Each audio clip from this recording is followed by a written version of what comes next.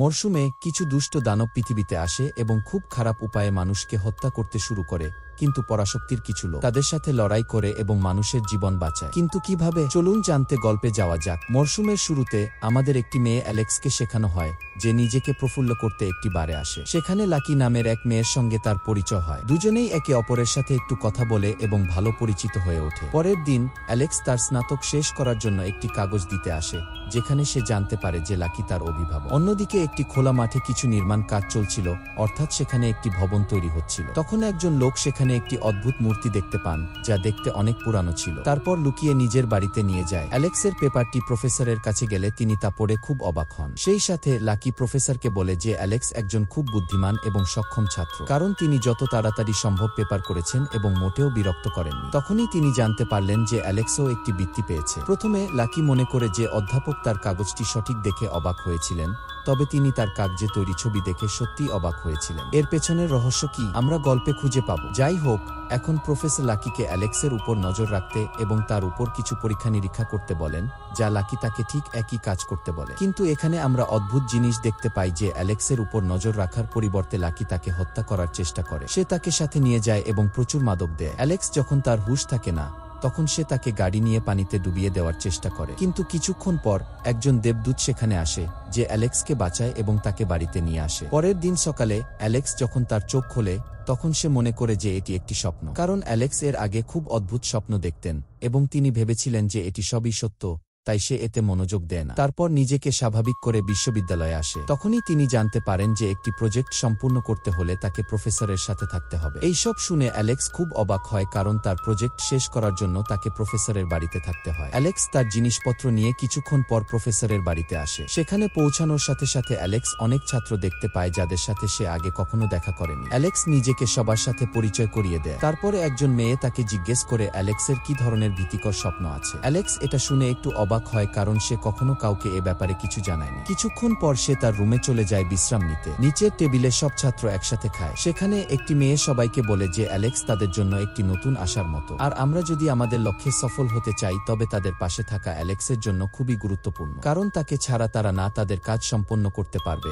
না তারা জয়ী হতে পারবে। এবং কেন অ্যালেক্স তাদের কাছে গুরুত্বপূর্ণ ছিল, এটাই এই মৌসুমের সবচেয়ে বড় রহস্য। লাকি প্রত্যেককে ব্যাখ্যা করে যে তারা অ্যালেক্সের সাথে এমন কিছু নিয়ে কথা বলবে না যা তাকে সন্দেহজনক করে তোলে এবং সে তাদের সাথে কাজ করতে অস্বীকার করবে। এখন লাকি প্রফেসরের সাথে কথা বলতে আসে। তখনই আমরা জানতে পারি যে অ্যালেক্সকে পানিতে নিক্ষেপ করা একটি পরীক্ষা ছিল, যাতে তারা জানতে পারে অ্যালেক্স এই বিপর্যয় থেকে নিজেকে বাঁচাতে পারে কিনা। এখন অ্যালেক্সও গোপনে তাদের কথা শুনছিল। প্রফেসর লাকিকে বলেন যে অ্যালেক্স তাদের কাছে অনেক কিছু মানে, তাই তার যত্ন নিন। তারা কি বলছে অ্যালেক্স বুঝতে পারছে না, তবে সে বুঝতে পারে যে তাকে এখানে মিথ্যা বলে ডাকা হয়েছে। তাই অ্যালেক্স সঙ্গে সঙ্গে সেখান থেকে পালিয়ে যায়। বাইরে প্রচণ্ড বৃষ্টি হচ্ছিল। কিছু দূর যাওয়ার পর সে দেখতে পায় একটি শিশু রাতে বৃষ্টির মধ্যে একা দাঁড়িয়ে অদ্ভুত সব কাজ করছে। শিশুটিকে দেখে সে তাকে অনুসরণ করতে শুরু করে। শিশুটি বাড়িতে এলে অ্যালেক্সও তাকে অনুসরণ করে। তখনই আপনি সেখানে খুব ভয়ানক দৃশ্য দেখতে পান। অ্যালেক্স দেখেন যে কেউ একজন শিশুটির বাবাকে খুব খারাপভাবে হত্যা করেছে এবং একটি অদ্ভুত দানব শিশুটির পিছনে রয়েছে। অ্যালেক্স শিশুটির সাহায্যে দৈত্যটিকে হত্যা করে। এখন অ্যালেক্স দৈত্যের সাথে লড়াই করে যেন সে ইতিমধ্যেই সবকিছু জানে, এবং এখন অ্যালেক্স কিছু করতে সক্ষম। লাকি তার দলের সাথে সেখানে পৌঁছেছে এবং শিশুটিকে মৃত রেখে সে অ্যালেক্সকে নিয়ে যেতে শুরু করে। তখন অ্যালেক্স মনে করেন যে শিশুটি বেঁচে ছিল, কিন্তু যখন তিনি পরীক্ষা করেন তখন তিনি দেখতে পান শিশুটি মৃত। তাই তারা তাকে তাদের সাথে না নিয়ে অ্যালেক্সকে প্রফেসরের বাড়িতে ফিরিয়ে আনে। সেখানে আমাদের সেই কর্মীকে দেখানো হয়েছে যিনি সেই মূর্তিটি খুঁজে পেয়েছিলেন। সে সেখান থেকে কিছু অদ্ভুত শব্দ শুনতে পায় এবং সে খুব মনোযোগ দিয়ে মূর্তিটির দিকে তাকাতে থাকে। তারপর সে মূর্তিটি ভাঙার সিদ্ধান্ত নেয়, কিন্তু মূর্তিটি যখন একটু ভেঙে যায় তখন সেখান থেকে কালো জলের মতো একটি অদ্ভুত জিনিস বেরিয়ে আসে। সেখানে অ্যালেক্স মনে করে যে শিশুটি সত্যিই বেঁচে ছিল, তাই সে তার বন্ধুর সাথে মৃত খেতে শিশুটিকে দেখতে আসে। কিন্তু অ্যালেক্সের বন্ধু যখন শিশুটিকে দেখে সেও তাকে মৃত বলে ডাকে। অ্যালেক্স কিছুই বুঝতে পারে না এবং তার বন্ধুর সাথে ফিরে আসার সিদ্ধান্ত নেয়। তারপরে আমরা জানতে পারি যে অ্যালেক্সের মা 21 বছর বয়সে অদ্ভুত জিনিস দেখতে শুরু করেছিলেন। এখন অ্যালেক্স মনে করে যে হয়তো সেও 2-1 বছর বয়সী হতে চলেছে, তাই সেও তার মায়ের মতো অদ্ভুত জিনিস দেখতে শুরু করেছে। এখন অ্যালেক্স তার বন্ধুকে এই সমস্ত কথা বলছিল, তখনই মূর্তিকর্মী শিশুটির কাছে মরা খেতে আসে। যে শিশুটিকে কিছু জিনিস দেয়, যার কারণে শিশুটি তাকে দেখে জেগে ওঠে, যা বেশ আশ্চর্যজনক ছিল কারণ শিশুটির হার্ট বন্ধ ছিল। কিছুক্ষণ পর শিশুটি কিছু মন্ত্র পাঠ করে এবং সমস্ত মৃতদেহ সেখানে রাখে। এর মানে সে আর সাধারণ শিশু নয়, সে এখন অন্য কোনো প্রাণীর হাতে বন্দী। সমস্ত মৃত মানুষ জম্বিদের মতো অভিনয় শুরু করে। শিশুটি তার নাম বেন বলে। তারপর লোকটিও নিজের সম্পর্কে বলতে লাগল যে আমি সেই কর্মী যে মূর্তিটি পেয়েছি। এরপরে দুজনে অ্যালেক্সের কাছে আসে, যে তাদের দেখে খুব ভয় পায় এবং তাদের ছবি তুলে বিদেশি প্রফেসরের কাছে আসে। এটা দেখে সবাই খুব অবাক। এরপরে আমরা সমস্ত দলের সদস্যদের ক্ষমতা সম্পর্কে জানতে পারি। এর মধ্যে একটা মেয়ে মানুষের ভবিষ্যৎ দেখতে পেত, সেটা কেমন হবে। একজন দলের সদস্য মানুষ বা অন্য কিছু স্পর্শ করতে পারে এবং এটি সম্পর্কে বলতে পারে, অর্থাৎ জিনিস অনুভব করার ক্ষমতা তার ছিল। একটা ছেলে মনের পাঠক ছিল যে মানুষের মন পড়তে পারত। ভাগ্যিস ভূত দেখতে পেত এবং সে তাদের সাথে কথাও বলতে পারত। কিন্তু এখানে অ্যালেক্সের ক্ষমতা বলা হয়নি। কিছুক্ষণ পর অ্যালেক্স একটি পোস্টার দেখায় এবং তার পরিকল্পনা বলার চেষ্টা করে। তিনি তাকে অনেক কিছু বলেন না, তবে তিনি তাকে একটি অদ্ভুত শয়তানের কথা বলেন, যা একটি খাঁটি প্রাণী হিসাবে বিবেচিত হয় এবং প্রাচীনকালে এটি ঈশ্বরের একটি উপহার হিসাবে বিবেচিত হতো। তিনি আরও বলেন যে মানুষ কিছু দেবদেবীতে বিশ্বাস করত। তাদের মতে একজন সাদা দেবতা ছিলেন যিনি মঙ্গল, করুণা এবং সমস্ত ভাল জিনিস ছড়িয়ে দিতেন, অর্থাৎ তিনি ছিলেন কল্যাণের দেবতা। কিন্তু যেখানে মঙ্গল ছিল সেখানে একজন কালো দেবতাও ছিলেন যিনি মন্দ ছড়ান, যার মধ্যে মারামারি এবং সমস্ত খারাপ জিনিস অন্তর্ভুক্ত ছিল। কিন্তু লাল দেবতা এমনই ছিলেন যে তিনি ভালো ও মন্দের মধ্যে ভারসাম্য বজায় রেখেছিলেন, যাতে কালো এবং সাদা দেবতারা তাদের সীমার মধ্যে বসবাস করতে পারে এবং পৃথিবীতে সমান ভালো এবং মন্দ ছড়িয়ে দিতে পারে। অ্যালেক্স যখন প্রফেসরের কথা শোনে তখন সে খুব মনোযোগ দিয়ে সব পোস্টার দেখে। তখন আমরা জানতে পারি যে কর্মী যে মূর্তিটি পেয়েছিলেন তিনি তা থেকে কালো দেবতাকে মুক্ত করেছিলেন। সেই কারণেই সেখান থেকে একটা কালো জিনিস বেরিয়ে এল। অ্যালেক্স এবং লাকি বুঝতে পারে যে শিশুটি আর মানুষ নয়, আসলে তিনি কিছু লুকানোর বা কিছু বলার চেষ্টা করছেন। এই কারণে তারা অবিলম্বে মর্গে আসে যেখানে বেনকে রাখা হয়েছিল। এখন তারা কিছু করতে পারে। সেখানে বেনের মুক্তিপ্রাপ্ত মৃতরা তাদের আক্রমণ শুরু করে, যা নিয়ে তারা দুজনেই অনেক কষ্টে পালাতে শুরু করে। কিন্তু যখন তারা তাদের পিছু ছাড়ে না তখন তারা উভয়েই ক্লান্ত হয়ে পড়ে এবং তাদের সাথে প্রতিযোগিতা করতে করতে তাদের হত্যা শুরু করে। অ্যালেক্স এবং লাকি তাদের হত্যা করার সাথে সাথে তারা বেন এবং কর্মীকেও প্রভাবিত করেছিল। বেন খুব রেগে যায় এবং তার শক্তি ব্যবহার করে নোংরা জল থেকে দুটি দানবকে বের করে এবং তার ক্ষমতা ব্যবহার করে সে অ্যালেক্স এবং লাকিকে তাদের সন্ধান করতে পাঠায়। যে কর্মী এবং অধ্যাপক জিনিসগুলি অনুভব করেছিলেন তিনি বেনের বাড়িতে আসেন এবং এখানে তাকে স্পর্শ করে অধ্যাপক জানতে পারেন যে বেন তার বাবাকে হত্যা করেনি, তাও খুব নির্দয়ভাবে। তিনি আরও জানতে পারেন যে একটি আত্মা তাকে দখল করেছে। সে তার দলকে এসব জানায়। এখন লাকি এবং অ্যালেক্সের সন্ধানে দানবরা তার কাছে আসে। সেখানে তারা একজন সদস্যকে তাদের হেফাজতে নেয়। সবাই মিলে তাদের সাথে প্রতিযোগিতা করে এবং তাদের সঙ্গীকে তাদের কবল থেকে মুক্ত করে। এখানে একটি দানব পালিয়ে বেনের কাছে খবর দিতে আসে, কিন্তু বেন রাগে দৈত্যটিকে হত্যা করে। এই সব তার সঙ্গী দানব দূর থেকে দেখছিল এবং সেখান থেকে পালিয়ে যায়। বেন এখন মাটি থেকে একটি খুব অদ্ভুত দানব বের করে, যেটি একটি জম্বি দানব ছিল এবং তিনি খুব শক্তিশালী ছিলেন। সে অনেক মানুষকে মারতে শুরু করে। ভাগ্যিস তার ছোট ভাইয়ের সাথে দেখা করতে আসে, কিন্তু কিছুক্ষণের মধ্যেই লাকি জম্বি দানবকে বুঝতে পারে। তাই সে তার ভাইকে তার যত্ন নিতে বলে এবং তিনি তার দলের সদস্যদের খবর দিতে যান। প্রফেসর এবং বাকি লোকজন মিলে অ্যালেক্সের মায়ের কথা জানতে পারেন, কারণ তারা তখনও অ্যালেক্সের ক্ষমতা বুঝতে পারেনি। হাসপাতাল থেকে অ্যালেক্স জানতে পারে যে তার মা তাকে একটি অদ্ভুত জায়গা জন্ম দিয়েছেন। তাকে হাসপাতালে আনা হলে তিনি অ্যালেক্সকে বধ করতে অস্বীকার করেন, কারণ তিনি তার জন্ম নিয়ে খুব ভয় পেয়েছিলেন। তার মা ভেবেছিলেন যে একটি অদ্ভুত প্রাণী সবসময় তাকে অনুসরণ করছে। কিছুক্ষণ হাসপাতালে থাকার পর অ্যালেক্সের মা তাকে সেখান থেকে নিয়ে যান। এখন অ্যালেক্স খুব দুঃখিত এবং নিজের সম্পর্কে জানতে তার দাদির কাছে যাওয়ার কথা ভাবে। অ্যালেক্স যখন তার কাছে যায় তখন সে জানতে পারে যে কেউ তার মায়ের সাথে অনেক অন্যায় করেছে, যার কারণে অ্যালেক্সের জন্ম হয়। ওই ঘটনার পর তার মা খুবই ভীত ও দ্বিধাগ্রস্ত হয়ে পড়েন। সেজন্য সে ভেবেছিল কেউ তার পেছনে আছে। তিনি প্রায়ই অ্যালেক্সের দাদিকে অন্ধকার শক্তি সম্পর্কে বলতেন, যা সে আগে সত্য বলে মনে করেনি। কিন্তু অ্যালেক্সের মায়ের মৃত্যুর পর সে সব দেখতে শুরু করে। দাদি এখন তার মায়ের কিছু জিনিস অ্যালেক্সকে দেয়, যা তিনি তার ছেলের জন্য রেখে গেছেন। অ্যালেক্স তার মায়ের জিনিসগুলি খুব অদ্ভুত দেখতে পায়, কারণ সে কিছুই বোঝে না। অ্যালেক্স একসাথে লাকির সাথে তার মায়ের তৈরি এবং দেওয়া জিনিস নিয়ে গবেষণা শুরু করে। সে তার মায়ের বানানো ছবি খুব মনোযোগ দিয়ে দেখছে, যেখান থেকে সে জানতে পারল এটা একটা জায়গা। তারপরে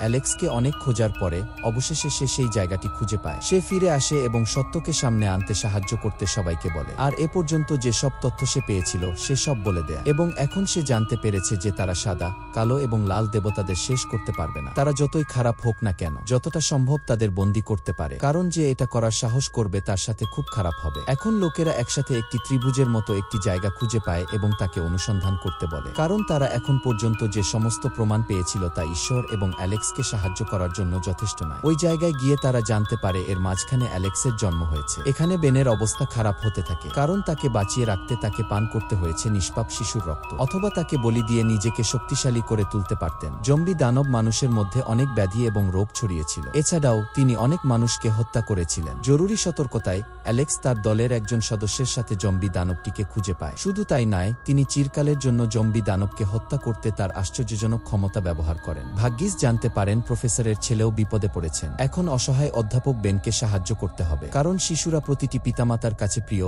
তাই তিনি বেনকে সাহায্য করতে রাজি হন। যদিও লাকি তাকে অনেক মারে, কিন্তু প্রফেসর তার কাছ থেকে লুকিয়ে চলে যায় যাতে বেন তার ছেলের জীবন বাঁচাতে পারে এবং তাকে চিরতরে সুস্থ করতে পারে। সে একটি ছোট বাচ্চা চুরি করে বেনকে দিতে যায়। এখন প্রফেসর বেনকে প্রতিশ্রুতি দেন যে তিনি তার ছেলেকে সুস্থ করবেন। বেনও প্রতিশ্রুতি দেয়, আর বলিদানের জন্য তিনি একটি মৃতদেহকে পুনরুজ্জীবিত করেন। সেখানে অধ্যাপক মানুষের কাছ থেকে দুটি হৃদয় পান এবং সে বুঝতে পারে যে বেন তাকে সাহায্য করেছে। তিনি তার ছেলেকে একটি হৃদয়ের একটি ছোট টুকরা খাওয়ান। এটা খাওয়ার পর প্রফেসর ছেলের মনে হয় ভালো হয়ে যাচ্ছে। অন্যদিকে সবাই অ্যালেক্সকে সাহায্য করে এবং একটি মন্ত্র পড়ার পরে তারা তাকে তাদের মায়ের সাথে কথা বলতে দেয়। তারপর সে কিছু ভীতিকর জিনিস দেখতে শুরু করে। সে তার মায়ের সাথে খুব একটা যোগাযোগ করতে পারে না, কিন্তু সে জানতে পারে তার মা তার জন্য যে জিনিসগুলো রেখে গেছেন সেগুলোর মধ্যে একটা চাবি আছে। যখন সে উঠে তাকায়, সে চাবির মতো কিছু খুঁজে পায় যার উপর কিছু ছবি করা হয়েছে। এটিতে অ্যালেক্স একটি চিহ্ন পায় যার নাম ছিল মন্দি, যা ছিল বিশ্ব ও ঈশ্বরকে একত্রে সংযুক্ত করার একটি উপায়। তিনি জানতে পারেন যে এটি একটি চাবি নয়, কিন্তু একটি ইঙ্গিত, একটি চিহ্ন,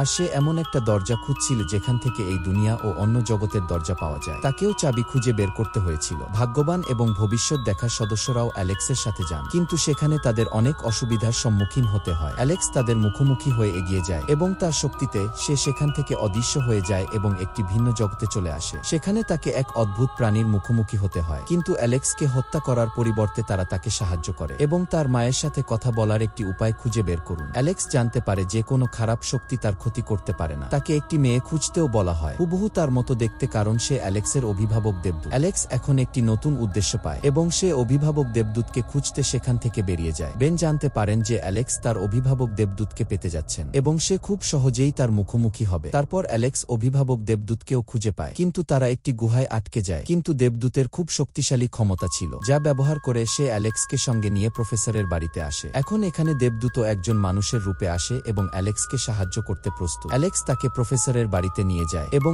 এখন পর্যন্ত যা কিছু ঘটেছে তা সবাইকে জানা। সেখানে বেন প্রফেসরের দুর্বলতার কথা জানতে পেরেছিলেন, তাই তাকে আবার হুমকি দেয় এবং তার ছেলেকে নিজের জিম্মায় নেয়। অর্থাৎ এখন তার ছেলের হৃদয় বেনের সাথে সংযুক্ত ছিল। প্রফেসর খুব বিরক্ত হয়, কারণ এখন সে না চাইলেও তাকে বেনের কথা শুনতে হবে। এখানে দলটি অধ্যাপকের অফিসে আসে এবং কালো দেবদূত সম্পর্কে আরও গবেষণার কথা ভাবুন। তারপর তারা একটি বই পায়। অ্যালেক্স ভবিষ্যতের সদস্যের সাথে একসাথে এটি পড়ে, যার মধ্যে একটি ভবিষ্যৎবাণী ছিল।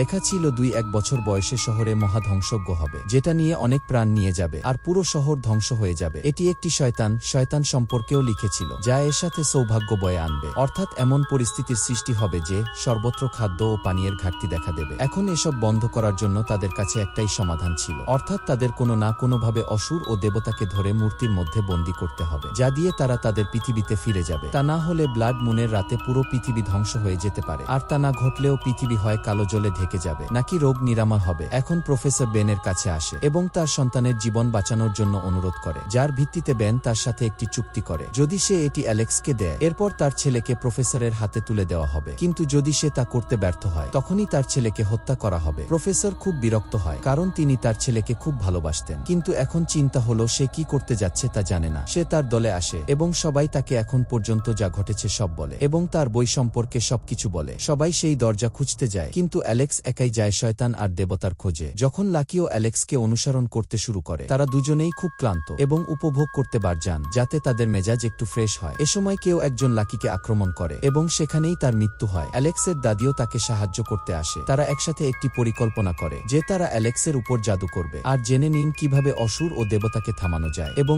এই সব করতে তাদের অ্যালেক্সকে জলে ডুবিয়ে দিতে হয়েছিল। অ্যালেক্স খুব দুঃখিত মন নিয়ে বাড়িতে আসে, কিন্তু যখন সময় থাকে না তারা অ্যালেক্সকে পানিতে ফেলে দেয়। যেখানে অ্যালেক্স সবকিছু দেখে তখনই তারা জানতে পারে যে তাদের দগ্ধ করতে হবে অসুর ও দেবতাকে বিশেষ জায়গায়, তাহলে তারা কারাগারে থাকতে পারবে। সেই জায়গা যেখানে অ্যালেক্সের মা তাকে জন্ম দিয়েছিলেন। সেখানে অ্যালেক্স মূর্তি কর্মীকে খুঁজে পান এবং সেখানে তিনি সেই মূর্তিটিও দেখতে পান। অ্যালেক্স জানতে পারে এই কর্মী মায়ের সাথে অন্যায় করেছে, কিন্তু সে তাকে কিছু বলে না, সে তাকে ক্ষমা করে দেয়। এখন কর্মী কেন এমন করলেন এইসব একটি গোপন। সময় নষ্ট না করে অ্যালেক্স তার দলবল নিয়ে দেবতাকে খুঁজতে যায়। সবাই নিজের অবস্থান নেয় যাতে তাদের সঙ্গে প্রতিযোগিতায় কোনো সমস্যা না হয়। প্রফেসর বেনের নির্দেশে সে তার দলকে ধোঁকা দেয় এবং অ্যালেক্সকে নিয়ে যেতে শুরু করে, কিন্তু অ্যালেক্স চতুরভাবে তাদের একই জায়গায় নিয়ে আসে। এখন বেন তার আসল অবস্থাতে আসে, যা ছিল খুবই ভীতিকর। অ্যালেক্স তার সাথে প্রতিযোগিতা শুরু করে। সবাই যখন জানতে পারে যে কালো দেবতা তার আসল অবস্থায় এসেছে, তারপর তারা একটি মন্ত্র পাঠ শুরু করে যা দিয়ে তাকে কারারুদ্ধ করা যায় এবং তার পৃথিবীতে ফেরত পাঠান। তখন তারা অনেক কষ্টে তাকে মূর্তির মধ্যে ফিরিয়ে দিন। অনেক মৃত্যুর কারণে অ্যালেক্স রেগে যায় এবং সেই মূর্তি জ্বালিয়ে দেয়। সবাই চিৎকার শুরু করে এবং অ্যালেক্স কাঁদতে শুরু করে। সবাই খুব বিরক্ত হয় কারণ এই কাজ করে দেবতা মারা যেতে পারে। যাই হোক,